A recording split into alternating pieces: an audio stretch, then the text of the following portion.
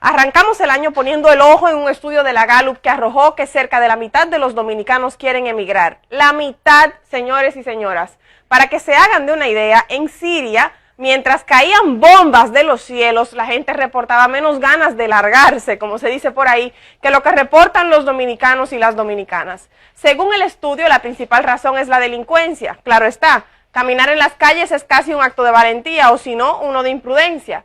Quienes tienen vehículos suben a ellos con prisa y ponen seguros de inmediato. Las mujeres andamos abrazadas de nuestras carteras.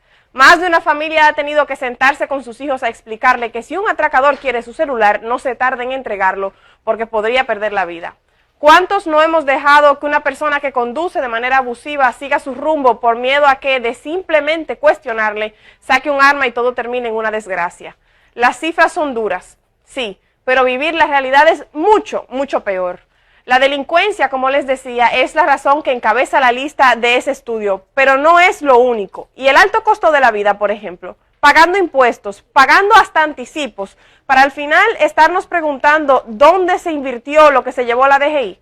Escuelas públicas en condiciones óptimas. ¿Qué va? Si estamos entre los últimos lugares en educación en algunos estudios. De las cosas más básicas de la vida es transitar, por ejemplo. Claro que la mitad del país se quiere ir, si ni eso. A pie te atracan. La condición o las condiciones, mejor dicho, del transporte público parten el alma. Y si andas manejando, no te salva nadie de que un agente de tránsito se invente una multa para cobrarte por olvidarla. No hay forma.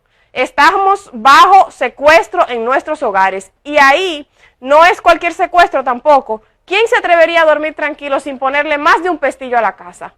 Pero pagar educación privada, pagar transporte adecuado, comprar varios pestillos para la casa, poner reja o malla, implica un costo. Y en la mesa en la que se decide el salario mínimo no tiene un asiento la gente, porque ahí el poder económico y empresarial quiere ahorrarse unos pesitos y el poder político no le dice que no porque necesita sus millones para la campaña.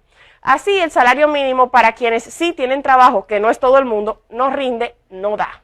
La canasta básica en promedio supera los 30,000 pesos y en el sector privado el salario mínimo es cerca de 12,000 pesos, en el público 5,000 pesos, es decir, menos de la mitad.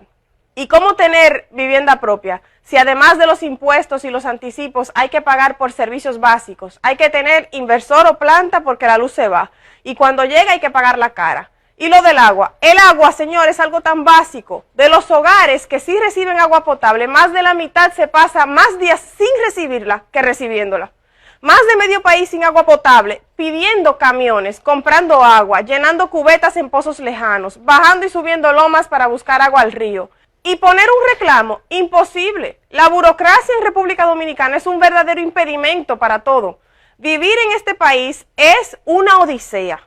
Esta situación es terrible, definitivamente, pero quiero sobre todo resaltar la heroicidad de la gente, que se despierta cada mañana, sale a poner a funcionar su inversor, su planta, su bomba, lo que sea, y busca su agua, se alista, sale a trabajar mirando para atrás por si viene un atracador, deja primero a sus hijos en el mejor centro educativo que puede, llega a su trabajo, hace su mejor esfuerzo, paga sus medicamentos de su bolsillo, porque algunas aseguradoras se hacen las locas, como dicen por ahí, y mientras se frustra con las situaciones del tránsito o con las imprudencias en las vías, una emisora proyecta la voz de un periodista vendido, otro serio denuncia que las autoridades le escuchan las llamadas o le leen los mensajes y no pasa nada. En el Congreso no hay mayoría para aprobar las leyes que protegen a la gente, por eso no se aprueba la prohibición del matrimonio infantil, pero si se reparten unos billetes o unos carguitos, la Constitución se reforma rapidísimo.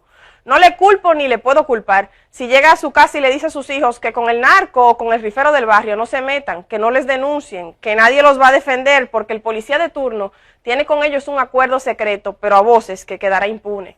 No le culpo, imposible, porque se pasó todo el día siendo héroe o heroína y es demasiado pedirle que su valentía ponga por medio a sus hijos. No le culpo tampoco si se quiere ir, si tras tanto cada día quiere emigrar. Por eso les decía que los números como ese, de que casi la mitad del país quiere emigrar, son duros, pero la realidad detrás de esas cifras es aún más difícil. Felicidades en este nuevo año a todos los héroes y las heroínas del país por su esfuerzo, por su fuerza. A pesar de todo, a pesar de tanto, este país tiene cosas inmensamente buenas y la primerita es su gente. Volvemos contigo, Ari.